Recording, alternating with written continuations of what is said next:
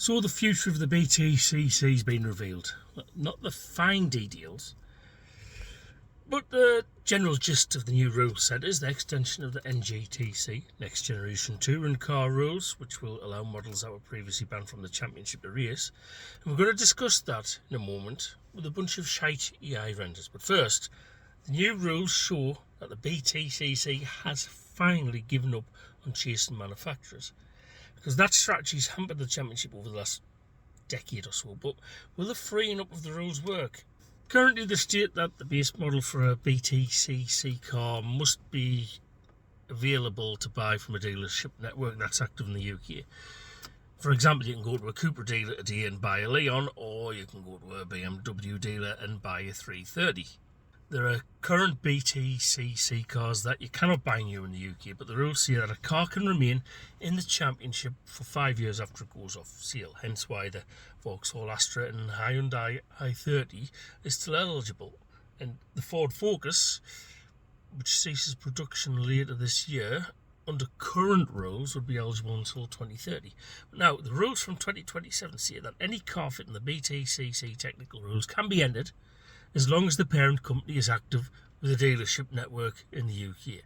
For example, a team could develop an imported Nissan Altima. Nissan sell cars in the UK, but not the Altima. Lincoln Co., who build the O3, which races in TCR, do not have a UK network, so that car cannot be developed and raced in the Btcc under the new rules. And the engine rules have also changed. Any car will be able to race with any engine. So a Toyota Corolla could theoretically use a BMW engine, which is where that push for manufacturer involvement seems to have ended. Because after all, if Audi wanted to enter British touring cars with a full works entry, they could see themselves effectively or theoretically being beaten by an independent Mercedes or BMW using their engine. That's not good marketing for them, is it? I guess the knock-on effect is that the Btcc effectively becomes its own entity in the sense that it no longer has to appeal to major manufacturers. It's finally admitting that the Super Touring days of the 90s with big budgets from factory teams is not coming back. Well, maybe they're not, but the fans have to accept that it's the case. But the fans are not going to stop complaining, are they? No, they're not. One thing this does do is make it easier for teams to develop new cars. For example, a team like Accelerate could choose to run a Honda Civic, one of the new ones, but keep their current Hyundai based engine, meaning they just have to develop the car with the knowledge of the engine being carried over, with the option of switching engines at a later date if desired, all of which is a cost cutting move for teams wanting to move from one manufacturer to another, having to just develop a car or engine at once, not both. The Btcc, as the British Saloon Car Championship, has a history of running cars that are not local. There's iconic images of minis and imps racing the big American Fords like the Falcon or the Chevy Camaro, but that's not going to be repeated because the dimension rules are still the same. Cars must be 1.89 metres wide, equalised, and over 4.4 metres in length. So no Porsche Americana. It's too wide. So what kind of car could come to the UK? And just to clarify, there are still a number of cars on sale in the UK that are eligible that don't race in the Btcc. But some foreign cars, they might have an advantage with something like Aero.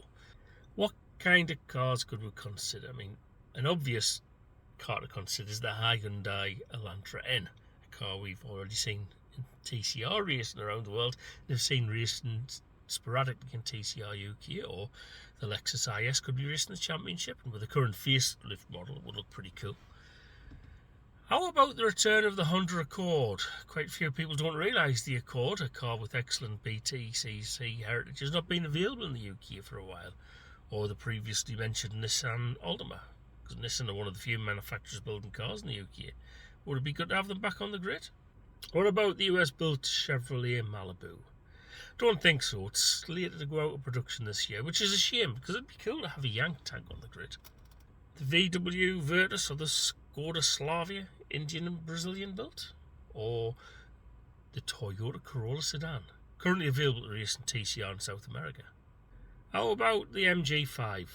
The now Chinese-owned company still produce petrol-powered cars for its own domestic market, with MG electric cars being on sale in the UK. That's an example of a car that's available to choose from. But what you cannot do is take an electric car and give it a petrol engine.